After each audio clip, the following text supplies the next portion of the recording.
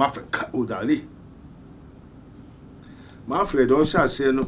na fine assassin wo nesu what you say na onko tete nkrofo no ye onko jonjo nkrofo ye into fiase na wo nesu ne papa bi no ne ade na echi no no mo ye nkrofo wo suro nyame what you say na suman bi wo mu fie suman no wontume an capture enti suman no saade na ewo ne ebusua ejapade no wontume ankonka no nyankopon ankasa etai susu ne dan ma ohuni ama bebre enti no na ebusua tumi ewo na wontume ankonka no ade no bebowura no ebe ma na ni bre ebe ma obe ya yonko ena fi oko join niama enti ma esu no nyankopon ade ankasa ode ma no a otu jom ka nyame asem na oye na awose kregu nkrofo so na onyame no nyam dedi wo Manfred no esu no ebe firi ho enti na fe de enyo nyame biom na ene ne ye adwuma no enti se wa mane afi kwan ne ho ena o se no asofo bebre wo ho wa mane afi kwan ne ho ne enti wa mane afi kwan ne ho no o makodom foforo one money akofa ade foforo aba enti se no ono no so o yo so fo na o to nsu a enye papa na ye de na fe onu ankasa koton na chese esan so na onu kasa onte bible na se dama ogusu nyine na nke so hwe onyankopon nipa na wa kire no wa huhunhum ko a onyamede afa ne so na wa somuye o say they that know their God shall do exploit into no kura de na fa no we hu ena nia ebebura no nsu no we hu enti won say nijegeze no nyina nijegeze onye nyamenipa yesu o tekura he tare zaru ya ike onye nyamenipa onu obosofo ankasa aisa kon hu bi ena okoji bi aka onu onyame hu bi ene so ai tare zaru ki yakahabo ye taraiza wo hu say ena o kire no enti okojunjoin eye Manfred asema oka wakojoin nkrofo bebre enti okojoin wi a efedie tumi no ebe kire oni a obeye na onimu se onipa ye ate asefo kra ahohum tumi bowura no enti niam okojunjoin te se man bebre aka ho se okot ene society no ne hu nkrofo na begira ho bebre no omudo so papa Ghana for so bebre wo group no almost as a crack say ko train na onyankopon epeja also the iPod plant Apollo waters and God does the increase in their son benyu ebe ko ye de e urade asem enye wo so for na asem and do ko bo onyankopon and do go jati gare konfo abehin babon sam ni ade and do me shebro omu do so papa Ghana for court omu do so papa ela here entino okoji na honhom no bebo wura an trans ena hon ka je o na so we yen ton o sa ni we yen ye ko fia ko enti ye woni pa bi no asofo no wo yen kraman de enti te se Manfredi wa tuntu so ego pia wasafa o ye kraman enti ye wo Christopher asofo bebra wo yen kraman eni ye wo Christopher asofo bebra wo ye de empreko te mo mfa de kronkron mfa man kraman a de papa so mo mfa ma empreko no dware ni wia o hwa yo bi da no akoto chura enti osofo beka se enum wi no no akasa no kofra ho no num wi no o ye dade o kraman ani wan ne be hawo na ba ko bienu nti na obekọ hell dia tuba kunu na ko anti bebre married council they don't understand, they know nothing. Onim so nipa da kro yet me be fa ne ko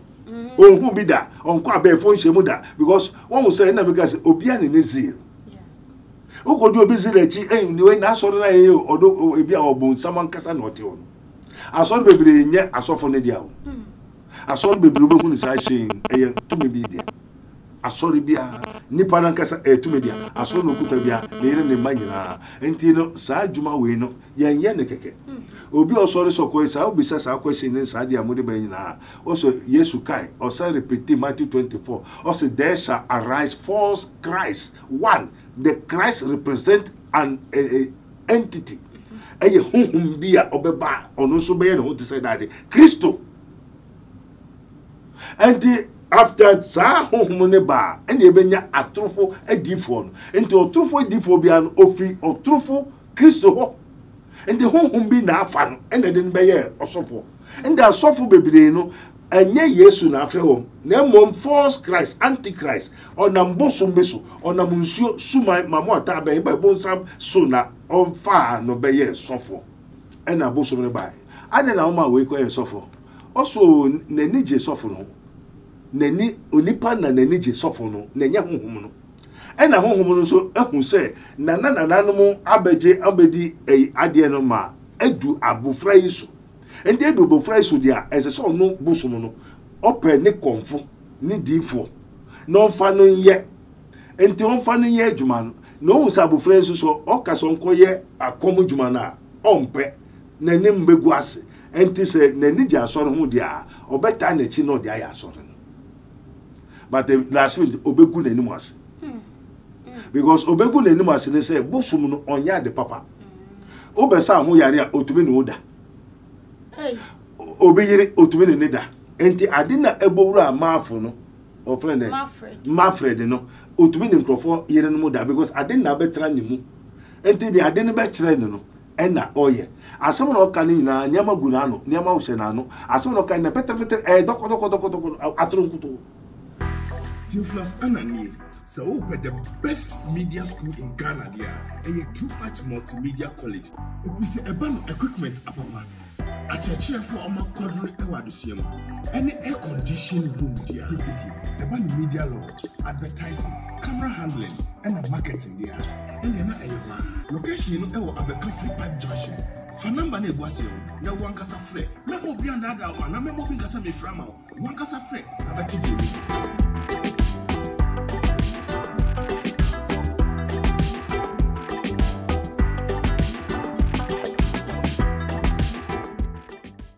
Abusiafo ya ma obi bia kwa ba edeba 2 ma GHS so wonim say yande se ba ne sensam 247 ni nyina edeba abesom kama e wo mfie mu na nansam a yede ba ne yabo ne bedre samampo hena bo mu enya goro ya betwe ne sira ne abasa ye wi a pepomasi bre papa ede amano ne nyina no eye kwaku nansam a ebre bi etwa mu e wo the sit show na oye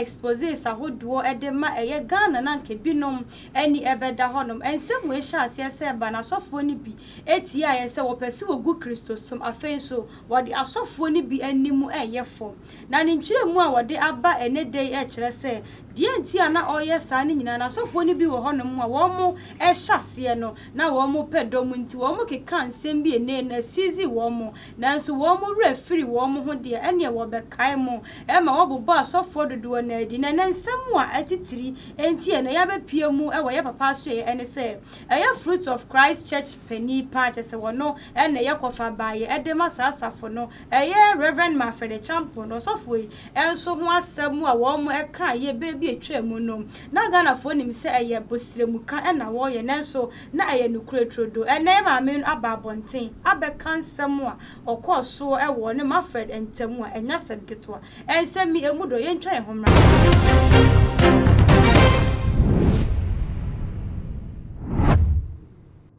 Sure say what train me na said ensem no atie ne ye kwa no monka me ho dia wonti asie bia comment section as fa fasie e fa ma me na bi o bible nim say papa ye die bible na mu e na wode ye e ba be kwa no monka me ho ani ma na kwa ba odifo ye mu akwa ba na mo ho ti say erade adom ye ho ye pa ye de erade ase enya sem ketu amaka kire wo mu say wo mu mie bie bible nim say wode ye bible na mu na wode ye e ba ba be e kro no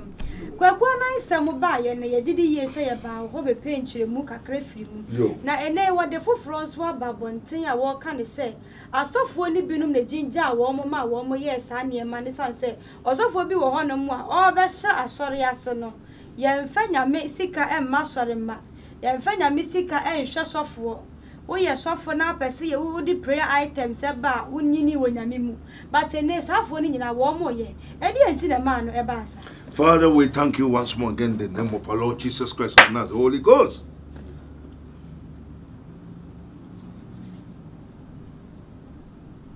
Amen. Amen. Already that was Amen. Amen. Yo, Omubisa, sir, I saw for now, sir. Now, yo, what?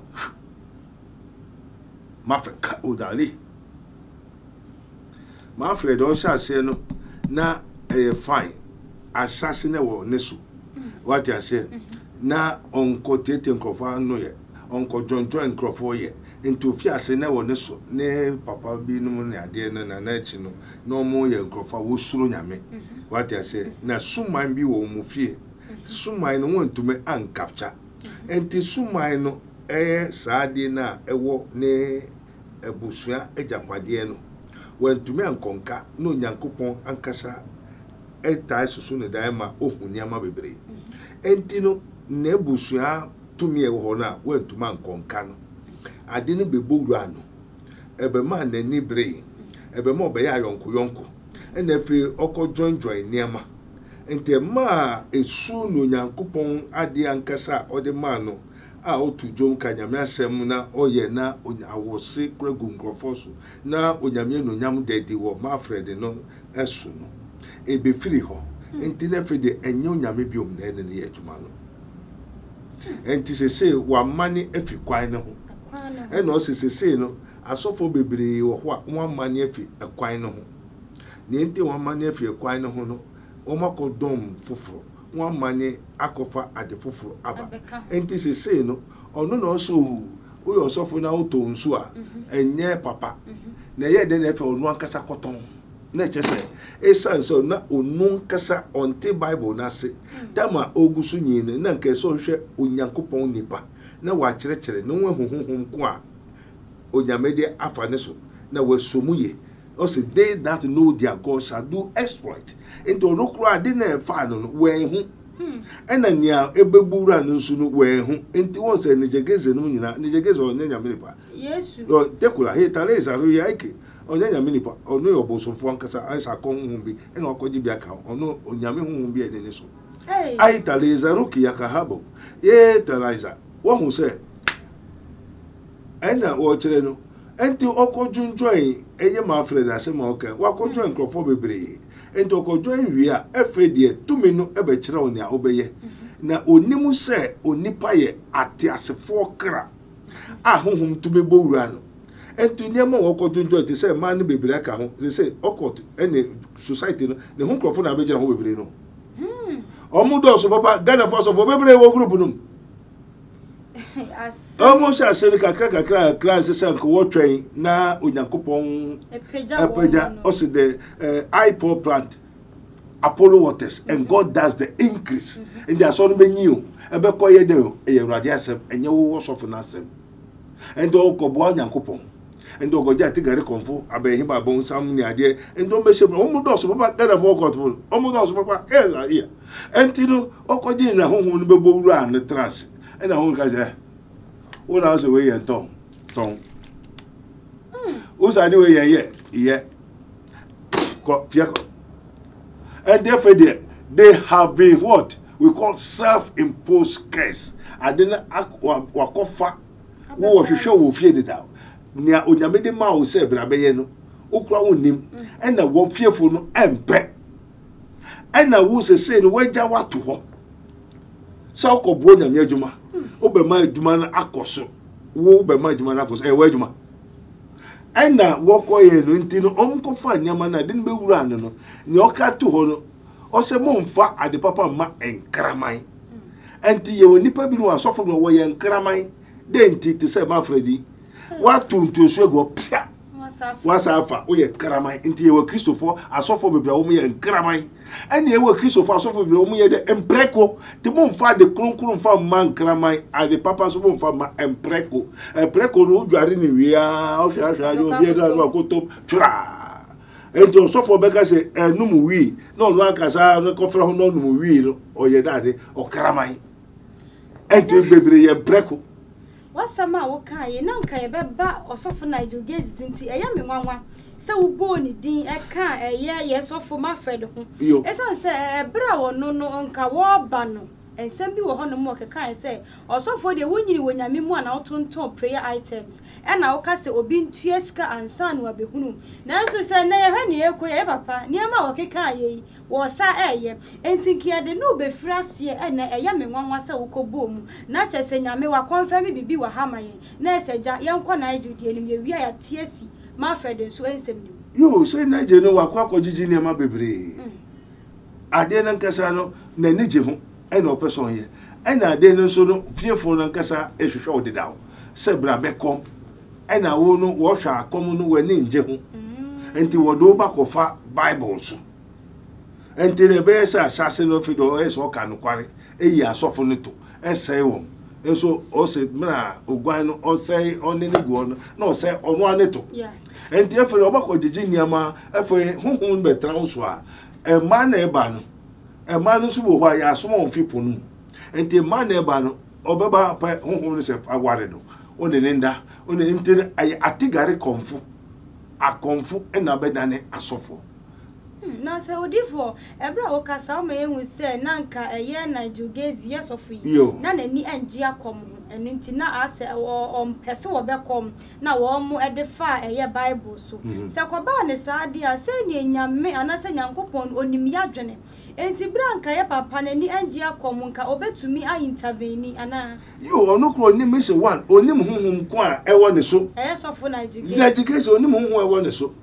na hunhum no na nka wo pesa nka onkom okay hunhum ewo ne so na nka sa wo de wo no anke se onkom anya komfo no no so no hunhum no hu se wo de ne ko fa kom ne line na ompe e se na niji asore ho bebre niji asore ho okoye sofo na niji asore ba spirit ewo ne so no e yakom hunhum enti se spirit ne hu se wo do ko fa kom na wo ni nje ho enti se wo ni nje ho dia wo be push wo akọ asore na wo ni nje ho no the last of the eyes what you say enti no onu ankasa ne fe wa ye basa ohun ne left and right and onya nkrofo so etisa dia ye ntu kwan enti asofo ne bi ne nkrofo ne ma na jegesi tu kwan na okwan no ankohwehwe onu ne die na nkasa na mmom okwan so ye asore ne opemwa wo petumi what you say enti opetumi dia ene na wo be ma wo ni a wo betumi di aya asore already na nkasa no nia won fan ya asore no wo so de da ene wasa ko je nia won sam fan ya asore double no okuta nyina ye fan ya asore na ye woni ma ye wo se wutimi nyansa wa ya asore yes nia so nyane Kristo the spirit of Christ also as many as are called as are led by the spirit. Jesus Christ was led by the spirit of the Lord to be tempted of the devil. The gospel according to St. Luke chapter 4. Also the spirit led Jesus. Spirit never be so mu bra koha ko desert no why you come to 30 days 40 days ka ho spirit ni so ni sa ko no bo nsam nso nhwe ento ko e no bo nsam nso ni hwe nye Yesu nkasa na ko e enti na Jegese was led by his own house spirit, which is a familiar spirit, to come and do the church. Enti se ansa na obeye onyame sofo no anasa obako ye biribe ye sunsunjuma no honhom bi na de uko enye won kasa na wo so ko na wo ko honhom bi na de uko odifo na ensem akwaku anan sha ase ke kan ye expose sa wo ye oje de se ebeboa oman yi ana yo okay no na ye tie kokwa na ye ka se ba be preach kro wa man kwai na nke be ka hintasem a kire o ena ni okay there's no wonder because ye aware say ebedu miribe no sa trofo difo ni na onyambe pa ohuntuma na ebefie sifi apreku mi wo hana apreku jebum busum no fe jebum kan tete wo twani peti sa tumi na ebebram apreku onye sofo honhom ye ni apreku so ye sofo enti wa kire me enti menim say sa asemu ni na beba ansana kwekwa na mfi ase bekan what you say enti kwekwa na mfi ase bekan na meminim mehu ene ni asofo ni ye nyinara asoro be chere Leviticus 23 eko o de me se nibu afu eto ma Moses shenkom to ho se nibu be fu wa asofo ni edifo ni so se wa ma ne mani na ahwete One more Yamman Basa, baby crying yet the enqua sorry. And they are so full was so the also main from me, no more Dominican. Men Suma, no more quiet. And Nijagas or Yaman Sumania. Manfred, or no, I do not want this. But on no wire. And they are so for baby one small woman. Yam throw me, yam found money. What you say? And they on Yamin friend. Why won't to be frau, and this on Yamia whom no frau dear, who fear bosom so free. Hey, deep. When you meet me, Fra, sounds in a fear bosom so free, and the baby, and so for baby, you fear whom not frau. And I acted to say, you and essence say, now no, I confuse them, and this is seminal, won't say a brass, side dispensation, away you magic in the idea, a chum.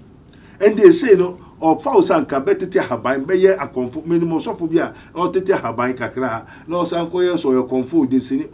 embody day. Now you mention also your default or your default. What I say, and tis a say that a home na obi by near Bisserade, also being shady, anti papa bra, and a bosom by. I don't know my way quite suffer. Also, Nenije soffono. Neni unipan na Nenije soffono, Nenya humuno. Ena honhom so ehun se nananananom abeje abedi ade no ma edu abofra yiso enti edu abofra yiso dia ese so no bosom no ope ne konfo ni difo no mfa no ye enti onfa no ye adwuma no no usa abofra yiso so okaso nkoye akom adwuma na ompe nanim begu ase enti se nani ji asoro ho dia obeta na chi no dia ya asoro no but last week obegu nanim ase. Because obegu na enimu asene say bosom no onya de papa obesa ho yare a otumi no da obeyire otumi ne da enti ade na ebowura maafo no o friend Manfred no otumi ne nkrofo yere no da because ade na betra ne mu enti de ade ne be kire ne no ena oye asem na oka ne nyina nyama gu na no nyama wo hye na no asem na oka na peter doko atronkuto. And they are saying you be catching up your bet you catching not you I didn't expect so you son of something the fed or catch away if I didn't know I me say do if udedi onyame mendi udedi I didn't know who say fair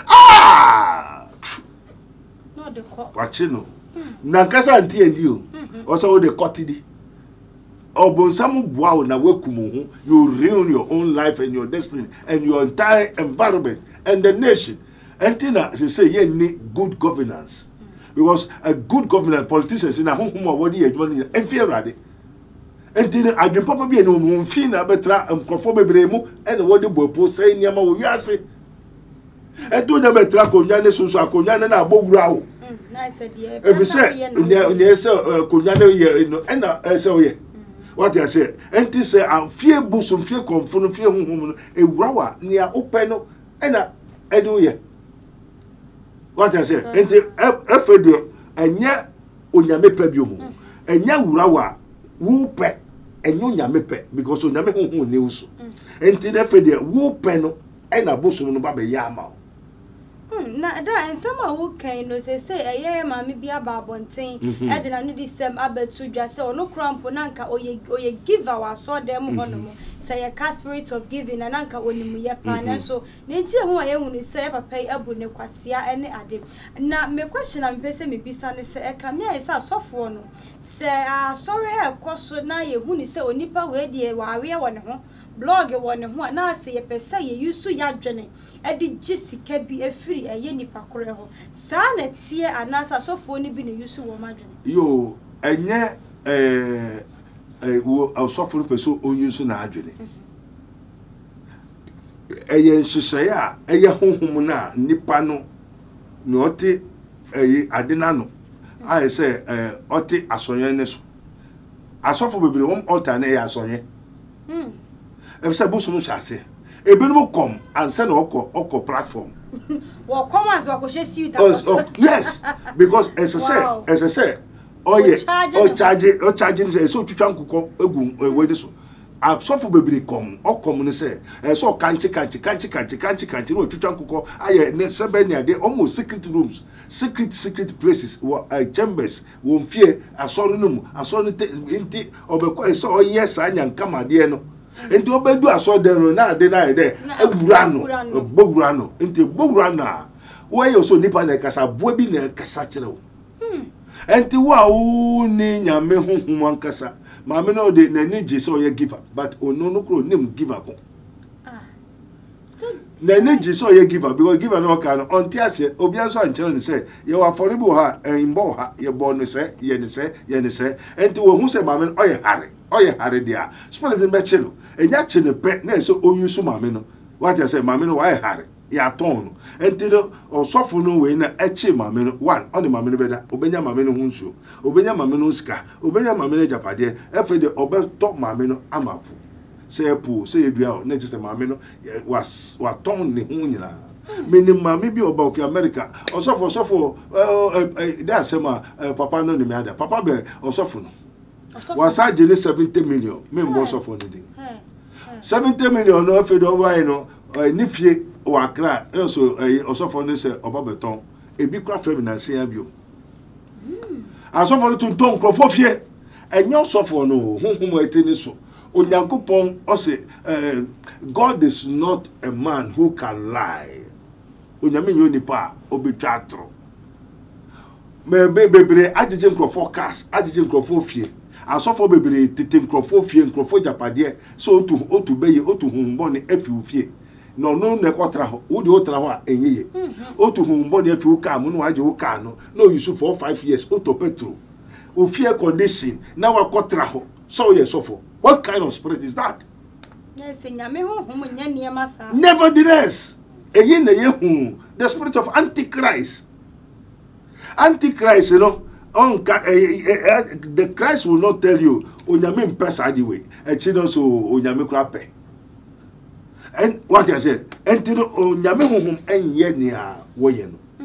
Me ye bi sanka meso mesre na maye oye no ne ade ni nyama akoton. Na me de aboa because scanner wo ba no 50% kwa watching was a 50 pesos. And said was anya babo for you. And the when I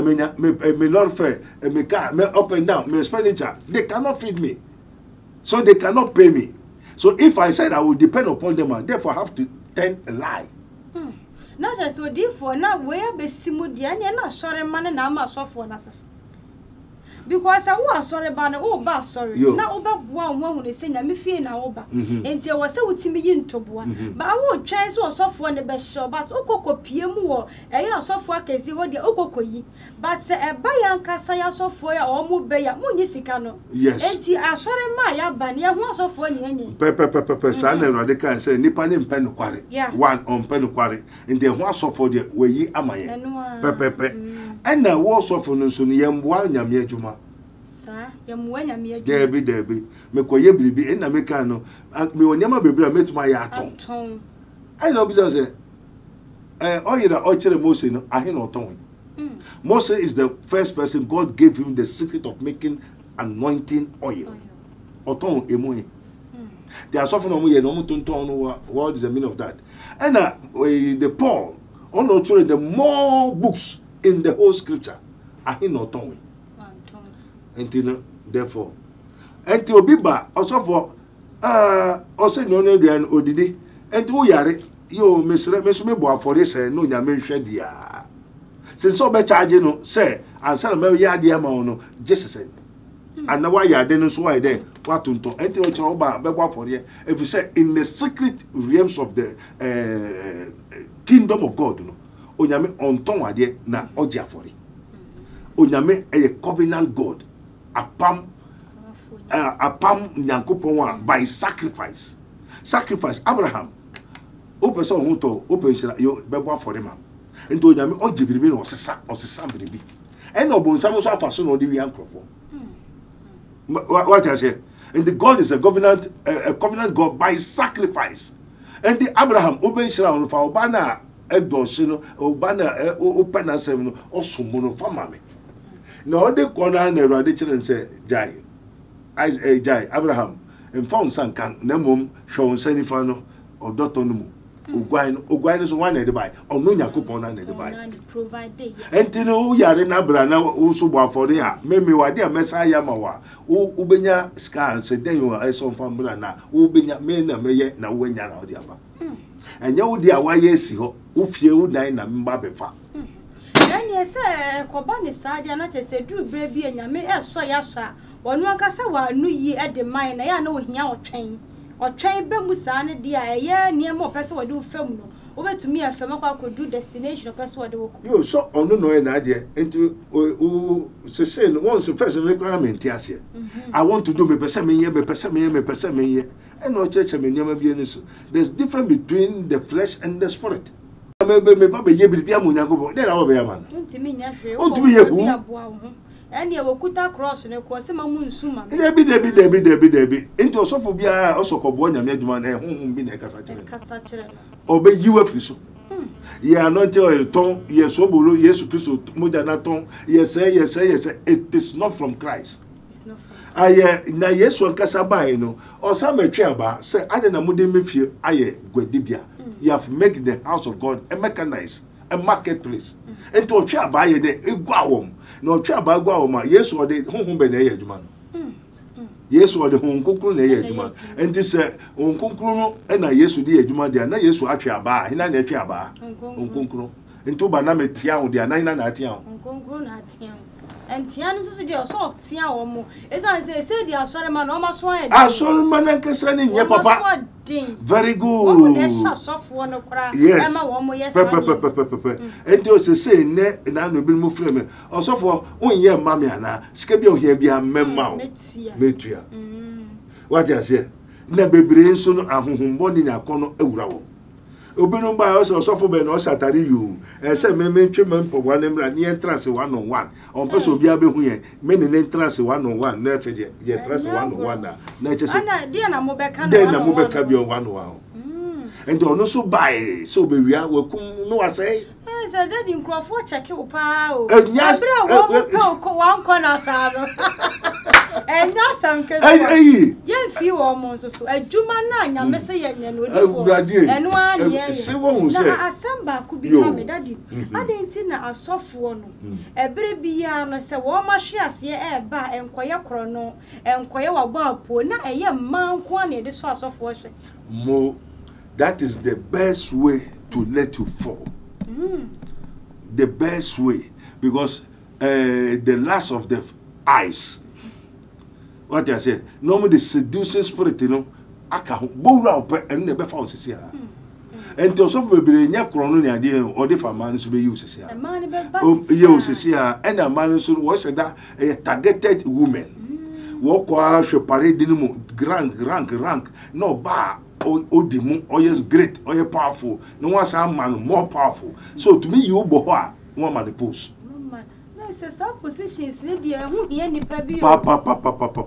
nti da dia ya asama obe ya beka e dia fa eye Manfred Acheampong ehu no kura bi betumi ya wo mu ayo na woman nankasa what makes her to become rich what I say woman nankasa is an agent of the devil. Woman nankasa onye correct. Oh sir. Oka won kasa na nekurawu. So we ja nekurawu say papa say nekurawu say den because me say papa nankasa on am wandering soul. Oh. And you know for say no onye osofo a sika na we use o nekuru hu no onye osofo bi na ode mana no no osofo ne tra. No for so be use osofo no osofo so dey there sin me dey. And osofo ne kra na ma ni ja aware. You because na onim se obe use osofo ne hold obenya ne great. Because me sure ne kra no ne kunu ne kra na e wandre into so we so tiase wo so by this time so ne hold there now something can happen. Because ade wo ma me ne so a odi nam odi ye no ofro so kwaso fi no nya osofo na obeye no more obenya ne great ne hu beye high what you say and you no kasa the woman is a possessed and you know obeba na we so awiata so hwehwe bi dida o twen no and those the best of the same feathers fly together Manfred onire answer on obi coffee plan and then Nagaza who is he Mamene so no onikunu answer on your soft no metwe plan who is she na se wo ba osofo kura nim se wo ne e wo counseling na se wotimi ka tro se ja wo kunu a sa osofo no odi for san ne besie hunu eyo ja wo kunu hu se na enye nyame na ekasa ne because nyame kura no won power yo esunu se ensem yesi na aba na wahu te se osofo bi bai wa ya obewu nyamanya ebasa papa beda ho obehu eno obi kuta prime machine gun prime de prime machine gun obetunu na urade so mu ye behwe na e wa oyire ana oyire nso so obekumu efise obai na ensem hunu ni kwasem na odi nti obekumu no wa fa asore no e ma ne ba wo peso okumu obema na wo display wa no wa fa asore no enti ni papa wa hu dia na oyire nyawa obekumu asafu manu ho obekumu waje contract obefo hene na wehu a me na menka je koja na na so betrance ubanka sa obe sori akwa se we ntwen so obi meka sa mo oso nsa ba ko na e mo nko hevra ye de na wo aba uti wona obi yire aba kansela o ware no na obe ware na obe ye oyire ne wo hu so obra nyina afi o so ba na obi na nsa nka je se jana na wo ne so mfa ho adwene enti se ujimi a ni aka jesu papa wajimi jano kan pain de yes. no ai ebre we no nya fe ni debi what you say I say thou shall not suffer which to live obi owe ni wanan endi na aduana o ware na ide o si medi de be ye bia ni pass mesi na pa mo ka jesu ma me firi mi so na ko fa busua tinton time when you want never how na ba ko bienu nti na obekọ hell dia tu ba kunu na ko okokodu abe anti bebre Americans they don't understand they know nothing onim so nipa da kro yiti be fa ne ko onhu bi da onko abe fo nhemu da because one will say na because obi ani ne zeal okodu obi zeal echi ni we na soro na ye odo ebi a obon saman kasa na ote on asoro bebre nye asofo ne dia o asoro bebre obehu ni sa shin eye tumi bi dia asoro bia nipa na kasa tumi dia asoro no kuta bia ne ire ne manyina enti no sa adwuma we no yenye ne keke obi osoro sokoi sa obi sa question ne sa dia mode banyina also Yesu kai o sa repeat Matthew 24 also there shall arise false Christ. One, the Christ represent an entity eye honhom bia obeba ono so be ne ho te say that Christo and after sa honhom ne ba ene ebenya atrofo adifo no enti otrofo adifo bia no ofi otrofo Christo ho enti honhom bi na afa no ene de be ye osofo enti asofo bebre no enye Yesu na afre wo na mom false Christ antichrist onam bosom beso onam nsuo suma mamo ata ben ba bonsam so na onfa no be ye sofo. What I say? So they was led by the spirit and the power of a deity to say nsuo popo dua enu na wo worship enu na otwogwan ade ema no enu na wo yusu e de ya sorry ena ye wo bi ho nso a ono onamo innocent atro from bia bona no nam sa Bible school wako onim hu onte hwe ya se mo ho nyina mo be wu kro hu dabi muti wa muti anye be sesi na nkasa kwa ni asem turu kwa ohu ona so be kan Bible so kai sa o preach je ho sa o ya no asorko obi am friend ye we na nkasa na nije hu na adwuma na asai onte ase ene wako Bible no pra so dem no so pra so dem me won se we nije nyame adwuma ho ente ne sa fellowship no mfa nko school me no school no akobo branch ama no de ente otumi pra so dem ai so onim loto numbers o we ke a obi owo loto we no we boy kiosk ni no do ai de akodo akoto anu o ba ya de unni da unye usra unni e dia so fu bebre loto workers wo mo weke enkom share kro mo weke we loto workers wo he nipa no ba wo ra so da wa ti so nipa we o blog me hwa se de no ho afa ni ade wo ni ku o ba kunu ni a weke de ama no loto workers aso fo bebre loto workers na no ebe no ba be say papa ohun ade o say oh na say when na fro oh otro so for me cha na o ye juma nya say no otro so for me cha na o so for no ba be kwa another branch no so on hwa enti no hwa so na so o ba na o de na no den e cause o me ba de o nyamensa o nyamensa na o kire onim ni oka onyame hu ye mobodi papa na sofu na nkasa yira asore mane omode ye mobo what you say enti no se yen koso ambo de ru no yen ka no kware no enti sa asem mu we bisa eyade a eye kire sem no a Yesu ya we se ebeba a wabo ya mane enti ya yekuta yen kentani yen kukunkaka kon yenim yekuta enti obi ho a won frɛ ne won soma ne o de den neko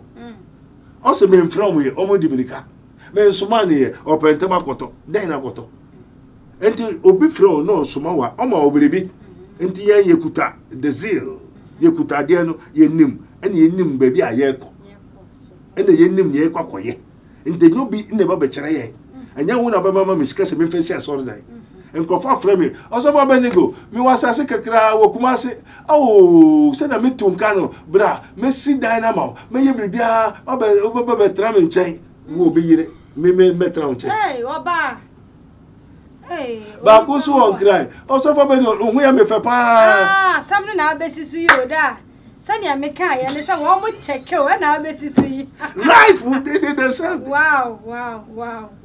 and I mean so me nim obi afrem wo Beni ɔsɔfo Benigo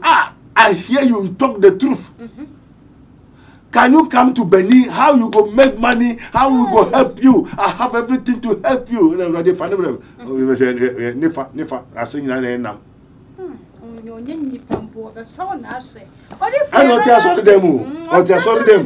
Say the engine na me see adom bre na ni o extra time ni ebo. Enipa bi abrabo bi wo hono mu anke wo se nyame akunkum yen but ni nyina na adom ni ntino na se yen kwaso nya bone ana. Ye di si wa ho di for 47. Yo so so je jankopo ye ho e da wase. Enuanu na do for amotie too much Ghana TV. And his minister of Christ, Prophet Dr. Benigo of the Kingdom of God Ministry, as it is written, ye may know the truth, and the truth shall set you free. And Paba,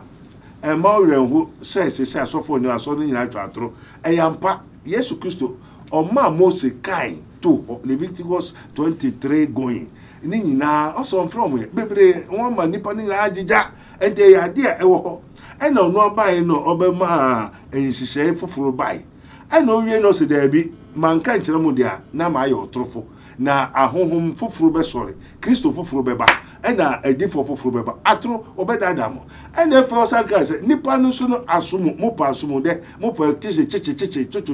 enti obeyi mo so sofo ma enti biase no se na ekon eho sofo eho niepa eho politicians eho pastors prophets evangelists teachers eho president o man no mu ne mo pa no eho ni hye na odama na se ye pe asonje dia ye benya asonje sofo ye pe inshira dia ye benya inshira sofo enti no ope se bribi a uhun beto Jesus se ope se uhun to wa ye wo in Sawam the Kingdom of God Ministry ye sanwo otoase enti no oba mesra for Bible bra me pa cho me nye pray for me mejai ahade you may know the truth and the truth shall set you free and what's a musum fifem or how fim footwem bebre de chinje o se wo ye wo tu bonimu ona nyinse wo bonimu enti opo ompo obetra se me nkwa so ran ka fanyam kobi wo sisi wa obesu nyansa obehu nyansa sense obetra se na the wiles of the devil na the pastors don't teach you the wiles of the devil for Peter said of the wiles of the devil until we have the wiles of bonsam ni nede ni niamaniama no ye wo amu won kyerɛkyerɛ mu aso no no ye isa Orthodox church say by bebre won kyerɛ mo hwe otaso den no to aduro okomana mo okobosomfo okohefa bebia nhyiamu biara bibia no ye bi no also do not conform to the world but be ye transform opeso ote you may know the truth bra obi atu aduro obi aboepo obi esisi osofo bia dada opeso hu sofo no say na ote come to a Kingdom of God Ministry you may know the truth and the truth shall set you free so wa bruchi on to me ma sumobi no mejere mu na yen hwe ma na Awurade be hye de no nyam ade nye pepa na sama wo do ba Yesu Kristo dem amen abusuafo na ha na brema kwan ma ye de yenkomo twetwe no nyina no esiye ye papa nsem na odi atu eye edwan won so de na wabomodin se comment section no ase wode be fa ede ama me na me kai obiem se wo ba na wafa Bible edi ekite sansa so dem na wo ba enya dance ase na wo ko wo ba so dem ti wo ba ade e kire sa so dem na wo ba na se wo do Bible aka ho na niema etimi aye kama ede ama on subscribe to cuIt na wa ye ede ama me na niema aye fine na bibia nso atumi akoze sansa yen no abreni na nsem no de ti apo na ye de bremu edi amje so edwa so hema besa so ni wo share bi makra